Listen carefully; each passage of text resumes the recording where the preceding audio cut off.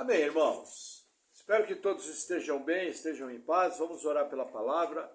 Senhor, obrigado por tua palavra. Eu oro em nome de Jesus te agradecendo. Oro pedindo, Senhor, que o Senhor venha nos conduzindo em tudo. Que nós possamos ser edificados nessa noite pelo teu poder. No nome de Jesus. Amém. Amém, irmãos? Veja, hoje nós vamos começar um dos livros mais importantes do Antigo Testamento. Lembrando, nós temos feito a cronologia histórica desde lá do livro dos Juízes. Depois de Juízes vimos 1º e 2 Samuel. Depois vimos a época dos reis e crônicas. Aí fomos para o profeta Daniel. Do profeta Daniel nós iniciamos o livro de Esdras, o retorno à terra prometida. Aí em Esdras nós vimos a atividade do profeta Ageu e do profeta Zacarias. Voltamos para Esdras e na última pregação nós encerramos em Esdras a história que envolve o governador Zorobabel, descendente de Davi, e o sumo sacerdote Josué, usados juntamente com o profeta Ageu e o profeta Zacarias. Eles foram protagonistas da reconstrução do templo. Aonde que fica isso? Capítulo 6 de Esdras. Porém, o capítulo 7 de Esdras vai iniciar em 465 a.C., aproximadamente 50 anos depois do capítulo 6. E aí, veja, pela vontade do Senhor, na sua soberania, entre o capítulo 6 de Esdras e o capítulo 7 está o livro de Esther. Por quê? Porque seu marido, o rei Xerxes, também chamado como Assuero, ele reinou entre 486 a.C. até 465 a.C. Então o rei Dario, do capítulo 6 de Esdras, ele vai cumprir todo o seu reinado de 522 a 586. Aí Dario morre. Seu filho Xerxes assume o poder. E é justamente na época desse grande rei, o rei Xerxes, que reinou por 21 anos e morreu assassinado em 465, que acontece a história de Esther. O livro de Esther é um livro curioso. Veja, juntamente com Cantares, eles são os únicos livros da Bíblia onde não existe a palavra Deus. O nome de Deus não é citado no livro de Esther nem no livro de Cantares. Não bastasse isso, o livro de Esther não tem doutrinas. Ele não apresenta nenhuma doutrina bíblica clara. Não bastasse isso, não existe nenhuma ordem da parte de Deus no livro de Esther. Nada. Não bastasse isso, não existe um único milagre no livro de Esther. Ele foi um dos últimos livros aceitos pelos rabinos judeus na época da Antiga Aliança. Por quê? Veja, na mentalidade do rabino, muitos deles oravam assim: Senhor, obrigado, porque eu não nasci mulher e eu não nasci gentio como nós. Você tem uma ideia? Havia rabinos que questionavam se mulheres tinham alma. De tão assim, bitolada que era a visão deles. Aí aparece um livro de uma heroína que era uma mulher extremamente bonita. Uma órfã, criada por seu tio, Mardoqueu. E nesse livro não aparece o nome de Deus. Então ele foi um dos livros que foi um dos últimos a ser colocado. Agora, o que acontece? O que mais a gente vê no livro de Esther é a mão de Deus. Mas é a mão de Deus se manifestando, guiando o comportamento das pessoas. Isso poderia transformar Esther no livro mais atual da Bíblia. Porque até hoje o mesmo Deus que guiou todas as coisas, com a sua mão invisível, como um enorme jogo de xadrez, ele continua guiando o seu povo. Esse livro é uma história maravilhosa. Ele é uma história de livramento. Ele é uma história que mostra uma das tentativas de Satanás de extinguir da face da terra o povo de Deus. A ideia do maligno nesse livro é exterminar o povo judeu. Porém, Deus, na sua soberania, de maneira sensacional, livra o seu povo e esmaga os inimigos do povo de Deus. Então, assim, a história de Esther, ela é única. Uma história muito bacana, muito legal, sempre para ser lembrada. Outro detalhe. Infelizmente, em muitas escolas infantis, querem pintar Esther como se fosse uma Paquita, uma Barbie. Veja, Esther é tudo menos uma Barbie. Ela não é uma dondoca. Ela não é uma madamezinha. Ela não é uma florzinha. Ao contrário, Esther é uma mulher forte que, quando compreende o seu chamado, ela vai para cima para cumprir o seu chamado com toda a sua força, inclusive correndo risco de vida. Então, assim, limpe da sua cabeça uma mulher tolinha, bobinha, porque muita gente pensa que Esther é assim, ainda mais por causa de novelas, algumas coisas que tem por aí. Esther era uma mulher de Deus, guiada pelo poder de Deus, que foi primordial para a salvação do povo de Deus. A tradição judaica conta que ela morreu de maneira precoce. Nós não sabemos exatamente como foi a morte de Esther, só sabemos que ela partiu cedo. Não sabemos nem exatamente quando foram esses fatos. Outro detalhe, muitos ateus dizem que o livro de Esther não é verdadeiro, porque não existe a citação do nome de Esther na história persa. Agora, existe uma série de fatos dentro do livro que mostram que quem conheceu a cultura persa e quem escreveu o livro era alguém muito próximo dentro do palácio. Por exemplo, num determinado momento do livro, tem um conselho de 7 ministros. Aí você vai, a arqueologia desenterrou documentos que mostravam que no grande conselho de governantes persas haviam 7 ministros. A pessoa conhecia profundamente a vida do palácio. Entendeu? Inclusive, a rainha que nós vamos ver hoje, ela é citada na história com outro nome e um apelido. Mas ela é citada. Então, assim, eu faço parte dessa linha, grande maioria dos teólogos cristãos entendem que a história de Esther é verdadeira e realmente aconteceu, por uma série de fatos que a gente vê dentro do livro. Amém?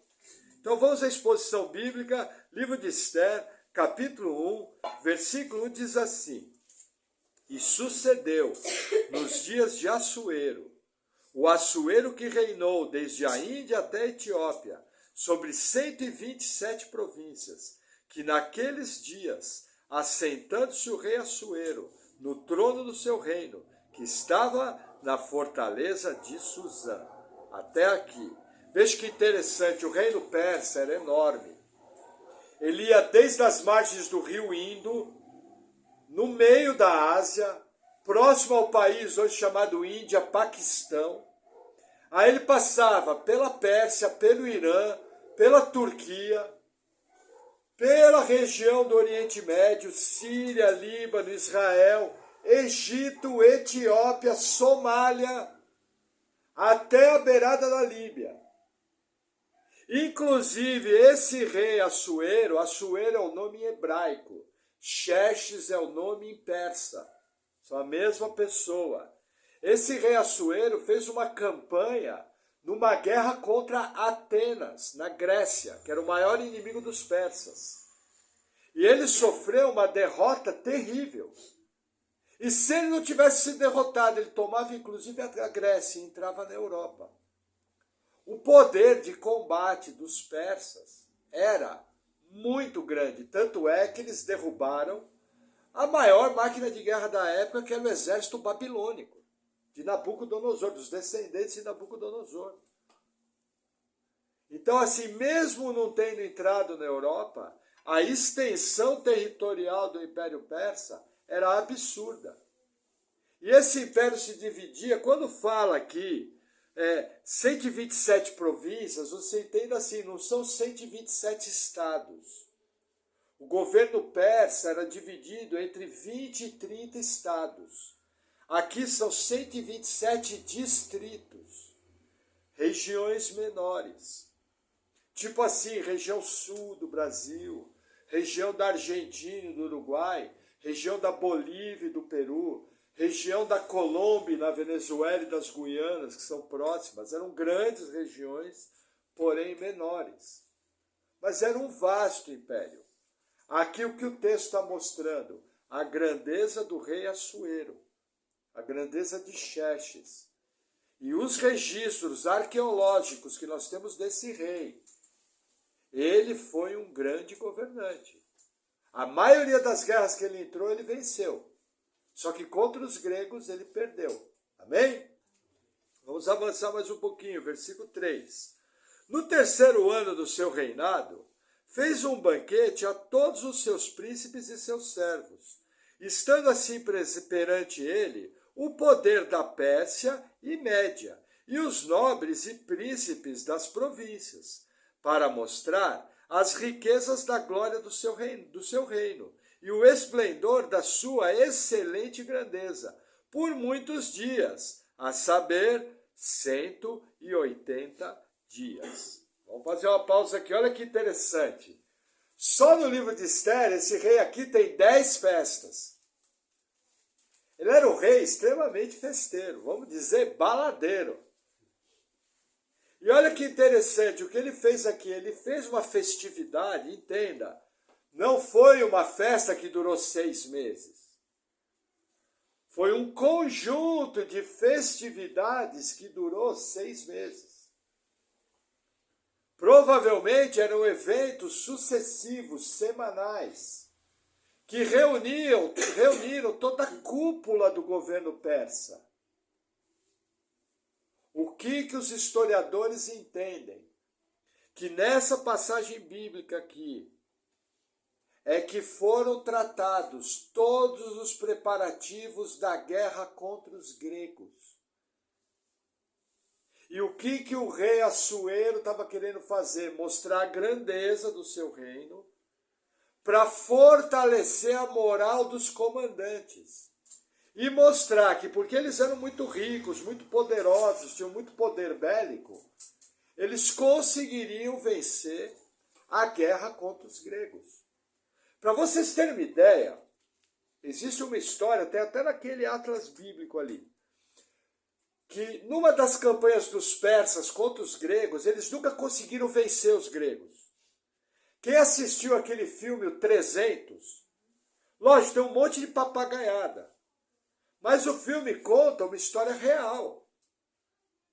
E os persas foram derrotados ali.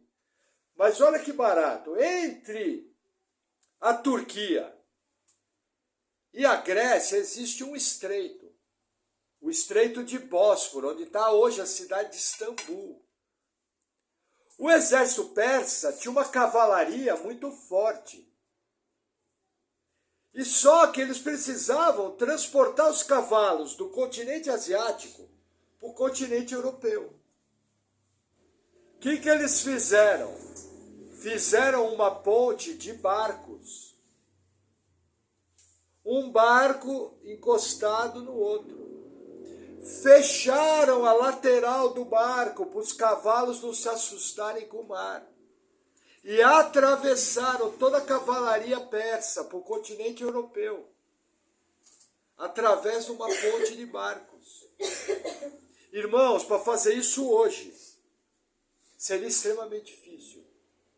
E eles fizeram, está registrado na história. A arqueologia registrou. Para vocês entenderem o poderio militar dos persas.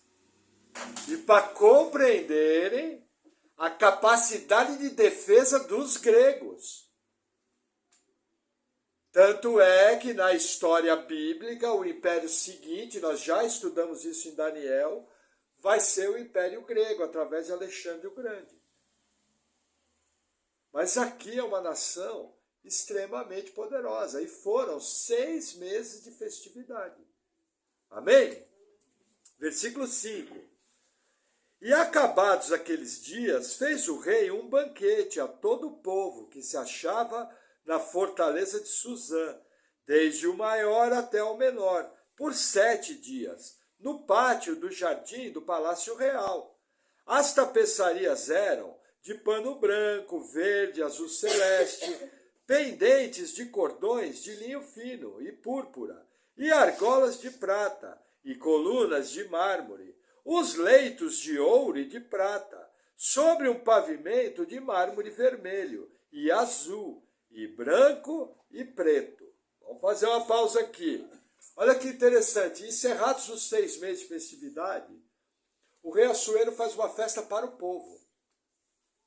Para todo mundo que não teve acesso às outras festas. E ele armou o pátio do palácio com bancadas, que aqui o texto chama de camas, de ouro e prata, com muito mármore, muitos tecidos finos. E essa festa durou 7 dias e foi aberta a todo o povo. O que provavelmente ele está fazendo aqui? Provavelmente ele iria estar abrindo depois o alistamento militar. Tudo muito luxuoso, vinho à vontade, a turma fica de cara cheia. A hora que abre o alistamento, vamos lá, e aí vai. Quando vai ver, o cara acorda no norte da África, na Legião Francesa. Mais ou menos assim. Amém? Vamos seguir, versículo 7. Olha que interessante o que eu acabei de falar. E dava-se de beber em copos de ouro, e os copos eram diferentes uns dos outros, e havia muito vinho real, segundo a generosidade do rei. E o beber era por lei, sem constrangimento, porque assim tinha ordenado o rei expressamente a todos os oficiais da sua casa, que fizessem conforme a vontade de cada um. Olha que interessante. Irmãos, na nossa casa, se a gente vai pôr a mesa e tem um copo de cada cor, um prato de cada cor, você fala, nossa, isso aqui está ficando feio. Quebrou um, quebrou outro, você junta tudo, não é assim? Talher, um é cabo azul, outro é aqui em casa, um é cabo azul, outro é cabo amarelo, outro é cabo prateado, mas tem lá um pote guardado, com os talherzinhos bonitinhos, para quando vem alguém. Entendeu? Mas quando a gente olha alguém com os talheres tudo diferente, irmãos, não me entendam mal, mas a minha casa é assim também. Você olha e fala, ixi, aqui está tudo remendado, não é assim? Olha que interessante, na cultura persa não funcionava assim. A Bíblia exalta o fato de que os copos de ouro eram cada um de um modelo. Por quê? Cada um foi feito possivelmente por um artesão diferente. E deviam ser copos belíssimos, porque o modelo era realçado. Agora você imagina, você chama o povão para dentro do palácio, abre o palácio e ainda serve o povo com copos de ouro. Será que o povo ficou impressionado com o poder do rei? Percebe o que está envolvido aqui? Quando você junta a arqueologia e a Bíblia, você tem uma informação muito mais completa do que está acontecendo. Toda essa festividade tem um alvo, mostrar a grandeza do rei, A história nos mostra que esse rei ia tentar tomar a Grécia, que seria a maior conquista militar da sua época. Provavelmente os dois fatos estão ligados. Quanto à grandeza do rei, eu tenho segurança bíblica. Quanto à narrativa histórica, eu estou fazendo uma conjectura, uma ligação de fatos, sem ser uma informação bíblica. Entendem a diferença? A Bíblia mostra a grandeza do rei. A história mostra que houve uma campanha militar organizada lá no reino persa. E olha que interessante, que eu acabei esquecendo. O reino persa tinha 4 capitais. Ele tinha a cidade de Babilônia, cidadela de Suzã, Persépolis, que até hoje tem ruína, e uma cidade chamada Ecbatana. 4 grandes capitais. Nabucodonosor tinha uma.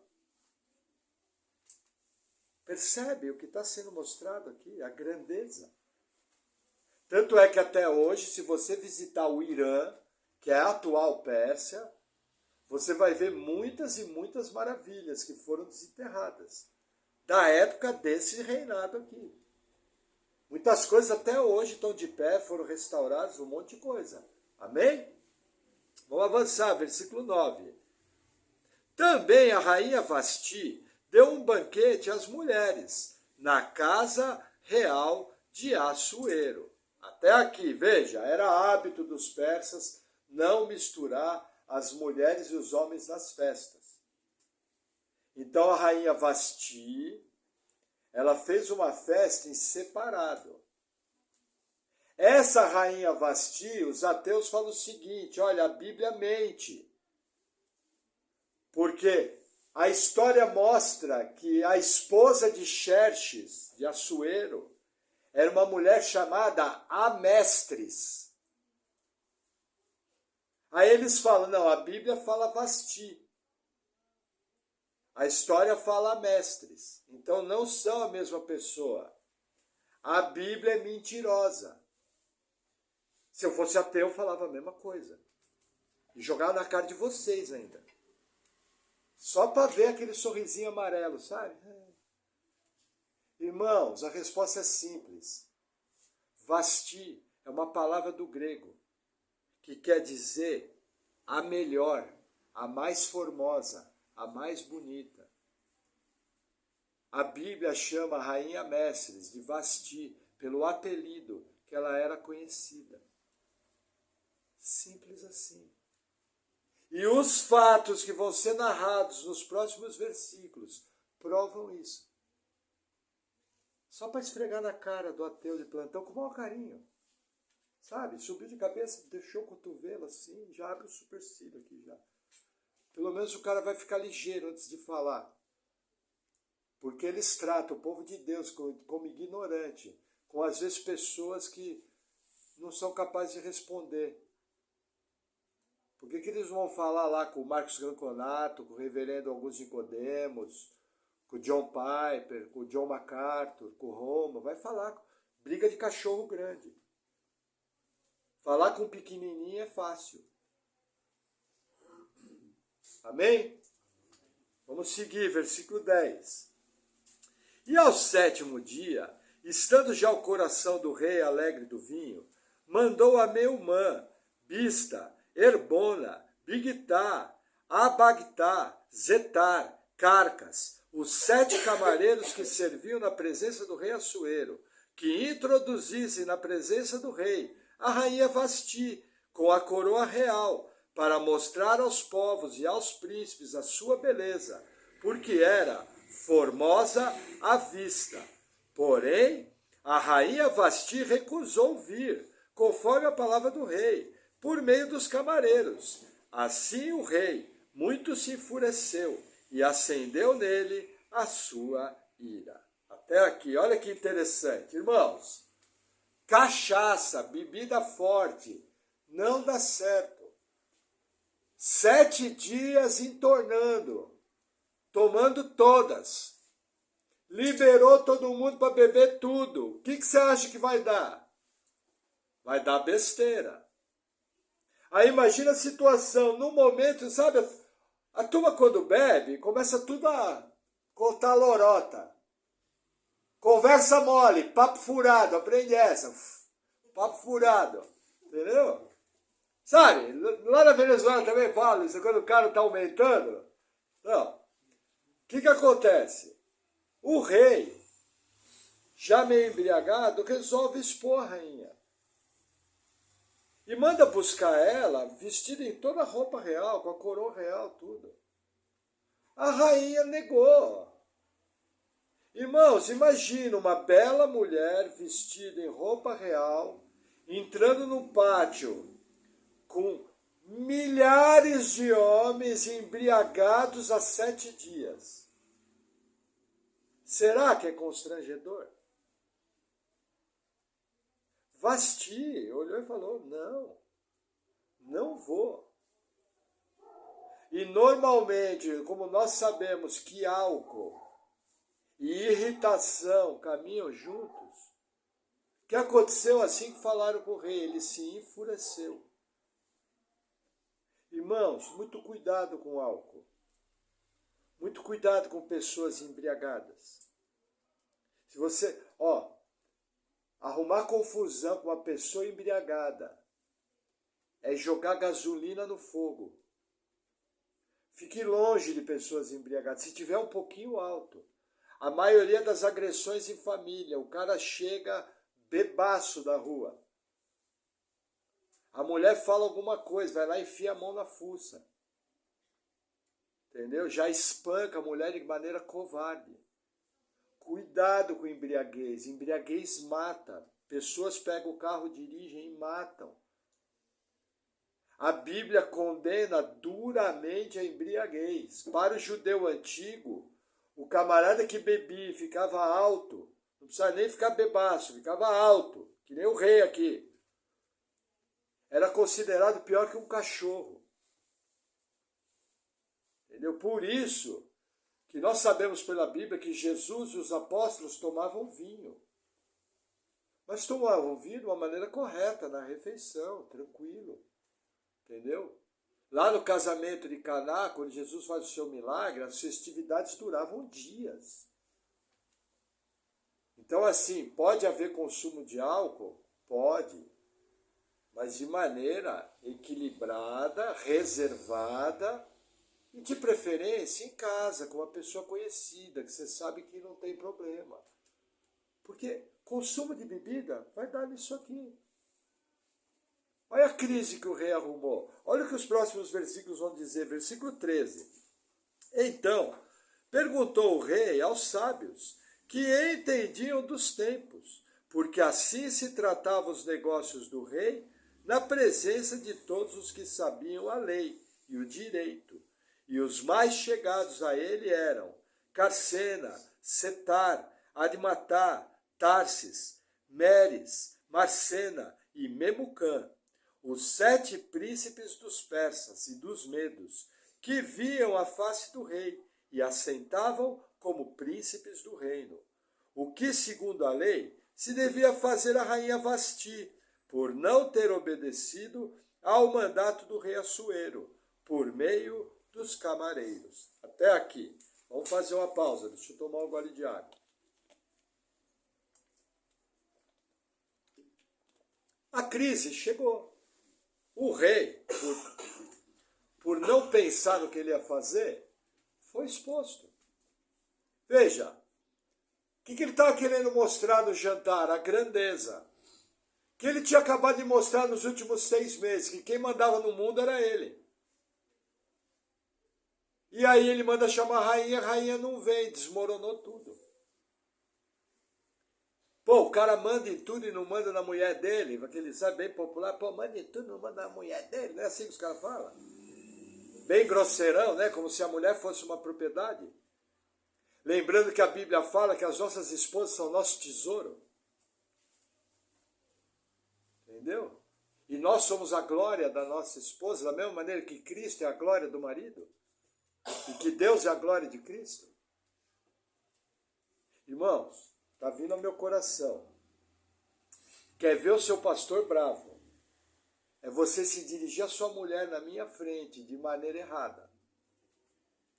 Você está pedindo para ouvir. Hoje já não tem mais aqui.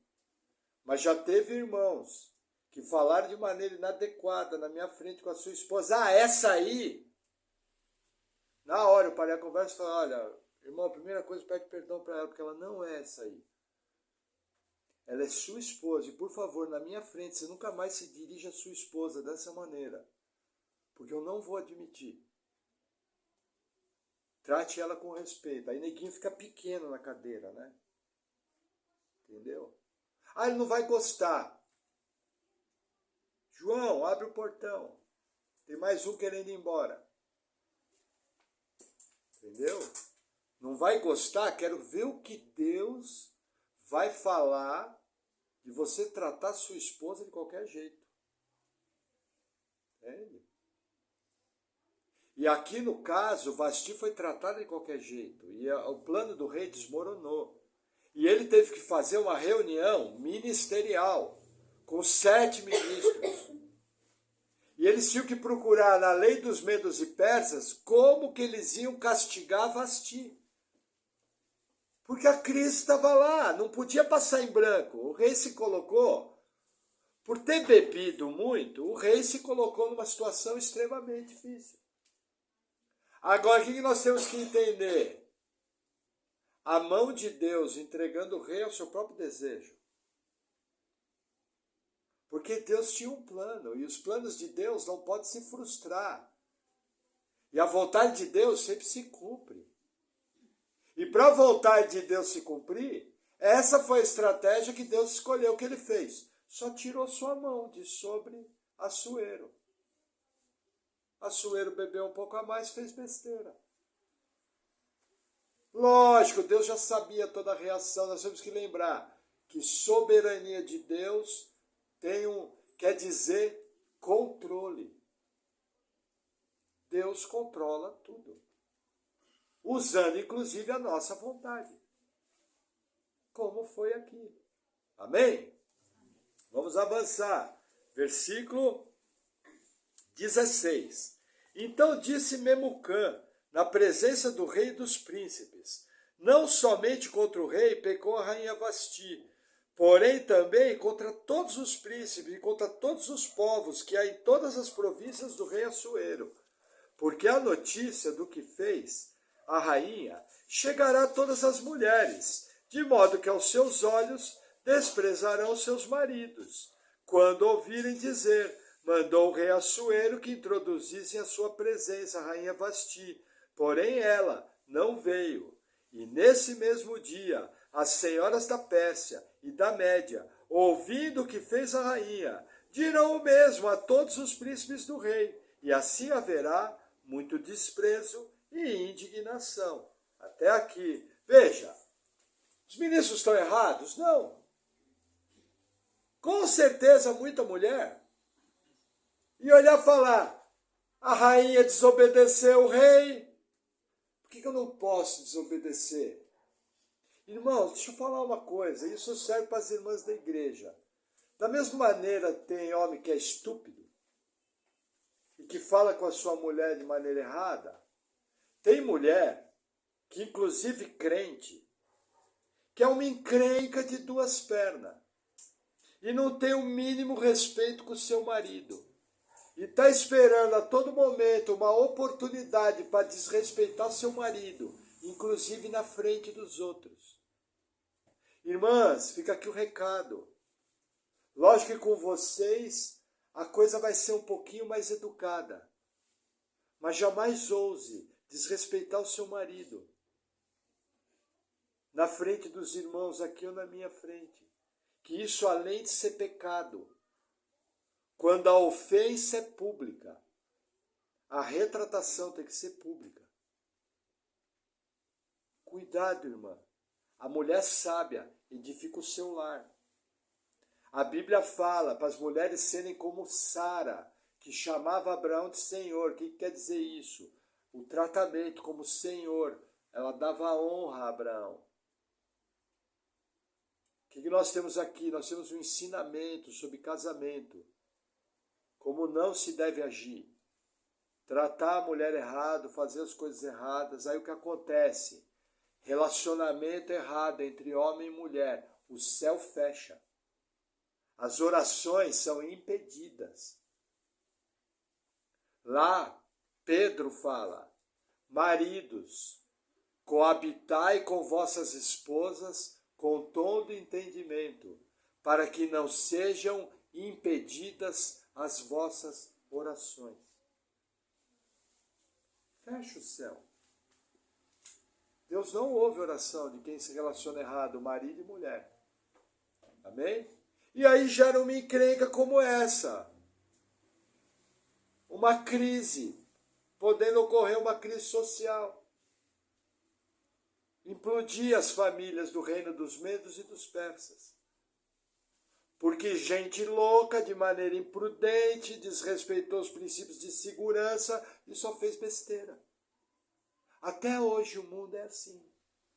Se você não vigiar, lembra que a Bíblia fala? Aquele que está de pé, cuide para não cair. Irmão, você está de pé, está indo bem? Mantenha a bola baixa. E cuida para não cair. Porque a soberba precede a ruína. Amém? E aí, caminhando para o fim, versículo 19, palavras de Memucã, o conselheiro. Se bem parecer ao rei, saia da sua parte um edito real, e escreva-se nas leis dos persas e dos medos, e não se revogue, a saber, que Vasti não entre mais na presença do rei Assuero, e o rei dê o reino dela a outra que seja melhor que ela. E ouvindo-se o mandato que o rei decretará em todo o seu reino, porque é grande, todas as mulheres darão honra a seus maridos, desde a maior até a menor. E pareceram bem essas palavras aos olhos do rei e dos príncipes, e fez o rei conforme a palavra de Memucã. Então enviou cartas a todas as províncias do rei, a cada província segundo a sua escrita, e a cada povo segundo a sua língua, que cada homem fosse senhor em sua casa, e que se falasse conforme a língua do seu povo. Até aqui. Para encerrar o capítulo. O rei que não controlou a sua esposa, porque foi imprudente, teve que fazer um decreto para controlar a sua esposa. E veja que interessante, a rainha Vasti foi banida da face do rei. Uma pena duríssima. Eu não vou entrar em questão aqui até que ponto que Vasti tinha razão de não ir. Mas a Bíblia mostra uma pena duríssima. Essa mulher nunca mais entrou na face do rei. Perdeu o cargo de rainha mãe. Mas olha que interessante. Partindo para as aplicações. Deus é o Deus da história. Por causa desse pecado de Assuero, Esther vai ser escolhida rainha. E vai ser usada para a salvação do povo de Deus. Vasti vai ser banida. Aí você fala, nossa, coitada de Vasti, olha que interessante. Vasti vai ser a mãe do próximo rei, o rei Artaxerxes, que vai mandar Esdras para Jerusalém. Que nós vamos estudar depois do final do livro de Esther, vamos voltar lá em Esdras 7. E Esdras 7 começa com o filho de Vasti, Artaxerxes. Alguns teólogos entendem que quando Vasti foi banida, ela estava grávida de Artaxerxes. A história conta que essa rainha teve 6 filhos. E o mais novo era Artaxerxes. Alguns imaginam que inclusive ela não quis comparecer, que por estar grávida, Era indecoroso naquela época. Mas o que nós vemos aqui, veja que interessante. No meio desse enorme jogo de xadrez, desse enorme quebra-cabeça, Deus está tirando uma rainha, colocando outra rainha. Deus está tratando com a soberba de um rei. Deus está cuidando do futuro, pois o filho da rainha banida é o rei que vai assinar o decreto por retorno de Esdras e por retorno de Neemias. É um Deus maravilhoso, soberano, que controla todas as coisas. De uma maneira que esse 1,8 kg de cérebro não consegue entender. E falar uma coisa para você, isso aí para Deus fazer isso, só quer fazer isso. Fez tudo. Não precisa nem se incomodar, tamanho é o seu poder. Porque ele está no absoluto controle de tudo. É um dos primeiros ensinos que salta do texto. Uma crise, uma confusão, uma bagunça. E Deus está agindo por trás em todas as coisas. É o que nós vamos ver durante todo o livro. Amém? Que mais que eu vi, gente? Festa sem Deus, em geral, é encrenca. Já fui em festa sem Deus que era terrível. Até às 10 da noite, 11 horas, meia-noite, a festa estava boa. Começou a tocar funk, começou a tocar carnaval, a festa virou um inferno. E a mulherada começou tudo a rebolar, começou tudo a dançar na boquinha da garrafa, começou tudo a dançar o reggaeton. Lá na Venezuela deve ser o reggaeton, né? O reggaeton que ele toca no fim das festas. Entendeu? Quem aqui já foi em festa, que estava tudo bem na festa, quando deu meia-noite, a cachaça subiu para a cabeça e virou tudo no chapéu velho? Irmão, deixa eu dar uma dica para você. Assim que você vê mudar o ambiente da festa, vai embora. É festa da minha família. Chegue cedo, converse com todo mundo, seja agradável, aproveite a oportunidade para evangelizar os seus entes queridos, se tiver uma oportunidade, falar algo de Deus. Se tiver uma oportunidade, porque às vezes a pessoa não vai dar lado, entendeu? E quando você vê o ambiente da festa mudar, se manda, porque o que está acontecendo? Irmãos, nossa sociedade mudou profundamente.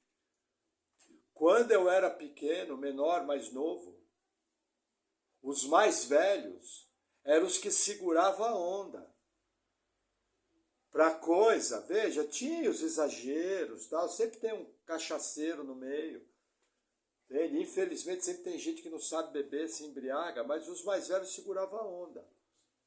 Hoje você vai nas festas, muitas vezes os que tinham que segurar a onda, que tinham que dar o exemplo, são os primeiros a pegar a garrafa de uísque, pôr debaixo do braço, botar a gravata na cabeça e sair dançando. Sabe, japonês, quando fica bem louco? Quem já viu? Você vê um japonês bem louco, gente, é só assim. É assim.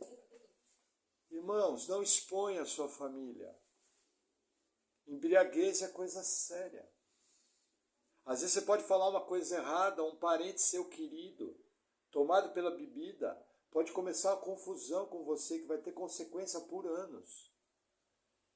Dê o horário, se manda. E simples, deu minha hora de ir embora, quero dormir cedo e acabou. Não precisa dar satisfação, não precisa ficar justificando. Cuidado com festa do mundo, porque é bebedice. Chega um momento, a coisa vira. Já vi uma festa ou outra, uma reunião ou outra, vai. Meia boca. Mas, em geral, a coisa vira. Entendeu? E também cuidado com festa de pessoas que se dizem crentes, porque tem crente que não vale um pingo d'água.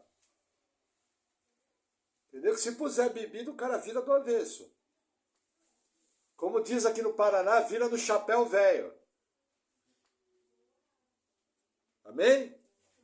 Que mais? Olha que interessante. O medo deles era que a rainha Vasti influenciasse o povo. Por quê? Porque a mais bela, a mais bonita era uma celebridade. Irmãos, cuidado. Tem muita gente que se influencia pela opinião de celebridades.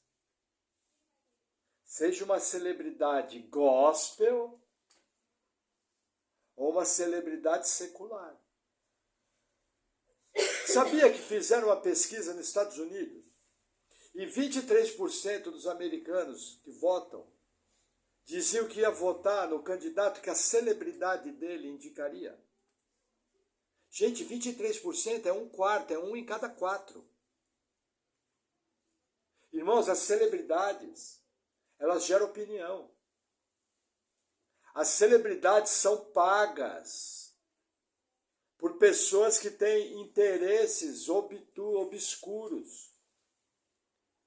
Alguns até interesses anticristo.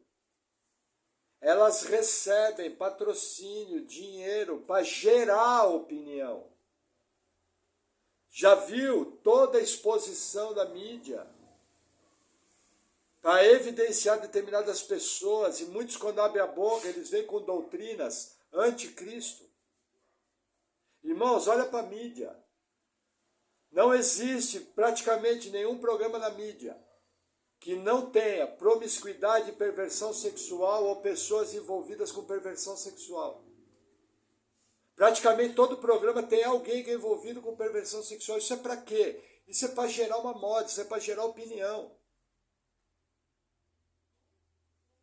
Entendeu? Isso é para gerar nas nossas crianças que se você for para a prática da perversão sexual, tá tudo bem, não tem problema. Você nasceu assim. Tudo isso é muito bem amarrado. É um programa social. Existem interesses. Essas pessoas, elas normalmente são solteiras, não têm descendentes. Tem um consumo absurdo. Muitos deles têm um poder aquisitivo enorme, que gera todo um mercado. Veja, o homem espiritual não é discernido por ninguém, mas ele discerne todas as coisas. Cuidado com aquilo que você assiste, converse com seu filho, ó, tá vendo aquela pessoa? Você tá vendo que ela fala bem diferente? Fala, ó, essa pessoa está nessa prática, essa prática é condenada pela Bíblia. A Bíblia fala que essa pessoa, por não dar glória a Deus, foi entregue a ela mesma. Deus abandonou ela nessa prática de torpeza, de perversão sexual. Explique agora, olha, isso aí é um juízo sério de Deus. Entendeu? O que nós temos que fazer? Temos que orar pela salvação dessas pessoas. Temos que tratá-las com respeito, mas temos que evangelizá-las. Porque senão o destino delas vai ser um inferno. Lembrando que as nossas diferenças estão no campo das ideias e que, como cristãos, nós precisamos respeitar todas as pessoas porque elas carregam a imagem e semelhança de Deus. Mas o fato de respeitar não me proíbe de falar a verdade bíblica para ela. Se você ama ela, você vai evangelizar. Entendeu? Então, se pintar uma oportunidade, evangelize em amor. E aí chega a pessoa e fala, ó, tô orando por você. Entendeu? Como é que você faz as coisas? Mas assim, gente, cuidado, existe todo um sistema. Ah, o pastor acredita em teoria da conspiração? Olha, eu acredito numa mente diabólica por trás de todo o sistema. É muito mais que teoria da conspiração. Teoria da conspiração é café pequeno para a mente diabólica, anticristo, que está preparando o mundo para um dia, nós não sabemos quando, para a ascensão do anticristo e do falso profeta. Entendeu? É uma mente por trás do sistema. Entendeu? Existem artistas que assim que foram salvos, perderam seu emprego. Existem atores, aquele ator do Paixão de Cristo, Jim Caviezel, nunca mais foi chamado para filme. Tem um outro ator famoso que agora não lembro também, nunca mais foi chamado para filme. Foi banido de Hollywood. Entendeu? O Mel Gibson também foi banido, teve que montar a produtora próxima, só porque professou sua fé em Cristo. Então, cuidado. Cuidado com essa história de celebridade. O cristão só tem uma celebridade, Jesus Cristo, o nosso Deus. Nem tenha pastores como celebridade. Pastores são exemplo. Entendeu? São exemplos, só isso. Amém? Vamos lá, que mais? O perigo de expor o cônjuge indevidamente. Irmãos, isso é pecado. Pare de falar mal do seu cônjuge na frente dos outros. Pare de pecar. Pare de brigar com o seu cônjuge na frente dos outros. Se tiver algum assunto para conversar, vai para casa, ore e como cristão converse. Ah, não estou conseguindo conversar. Para que você tem pastor? Para comprar uma luva de boxe para cada um? Não. Mas para mediar. Não expõe o seu cônjuge na frente dos outros, maridos e mulheres. Isso é pecado e pecado grave. Passível até de disciplina bíblica. Porque isso é andar desordenadamente, não conforme o costume que nós aprendemos. Pode haver excomunhão por tratar mal o cônjuge na frente dos outros. Já pensou você ser entregue a Satanás? Para a destruição da carne, porque você é grosseiro? Já pensou? Amém? E aí, para encerrar, nós vemos aqui muita gente querendo falar de machismo e de feminismo. A rainha Vasti fez bem, não tem que mesmo. Ah, o rei fez bem. Tem que pisar na cabeça. Gente, machismo e feminismo são os dois lados de uma mesma moeda, que eu poderia dar vários nomes para ela: opressão, ignorância, grosseria, falta de educação, falta de temor de Deus. Cristãos não são nem machistas, nem feministas. O ensino do cristão é o seguinte: maridos, amai vossas esposas, a ponto de dar sua vida por elas. Esposas, sede submissas a vossos maridos e dar-lhe respeito. O que é ser submissa?